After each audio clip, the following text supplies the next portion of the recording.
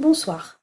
Dans cette vidéo, nous allons voir comment extraire des données et rédiger un exercice. Partons de l'énoncé suivant. Déterminer la valeur d'une résistance traversée par un courant d'intensité 20 mA et ayant une tension de 2,5 volts à ses bornes. La première question à se poser est: que me demande-t-on de calculer?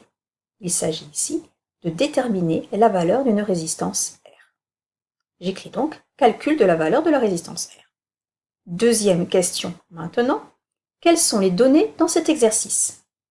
Première donnée, courant d'intensité 20 mA, tension de 2,5 volts à ses bornes.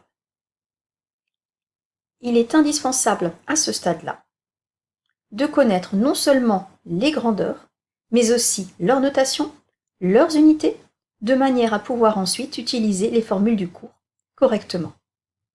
Courant d'intensité 20 mA, la grandeur est l'intensité, notée grand I, l'unité l'ampère. J'écris donc grand I égale 20 mA. Tension de 2,5 volts. La grandeur et la tension, elle est notée grand U égale 2,5 volts. Question numéro 3. Quelle relation mathématique vais-je utiliser qui devrait me permettre de déterminer R, connaissant U, connaissant I?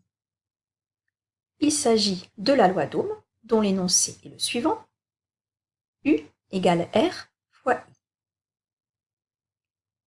On me demande ici de déterminer la valeur de R. Je vais donc devoir diviser de part et d'autre de l'égalité par grand I. La formule littérale est donc grand R égale U sur I.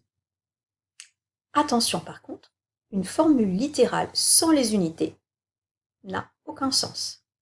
Vérification, R en ohm, I en ampères, U en volts. Je me rends compte que dans mes données, I est en milliampères. Je vais donc aussitôt convertir en ampères. 20 mA égale 0,020 ampères. L'étape que vous attendez tous. J'effectue le calcul. Je vais donc remplacer dans la formule précédente U et I par leur valeur.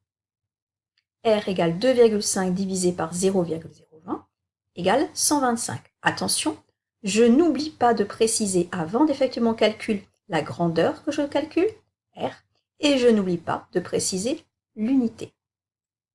Ultime détail, je conclus avec une petite phrase, sans oublier les unités. La valeur de la résistance est de 125 ohms. Ces quelques étapes, à savoir, j'indique ce que l'on me demande de calculer.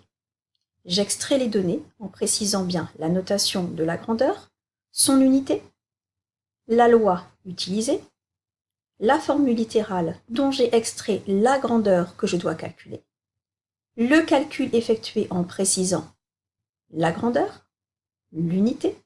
Ces étapes-là peuvent vous sembler peut-être fastidieuses dans un premier temps, mais vous allez vite voir qu'elles vont nous permettre de résoudre des exercices bien plus complexes où les données sont multiples. Bonne rédaction à vous!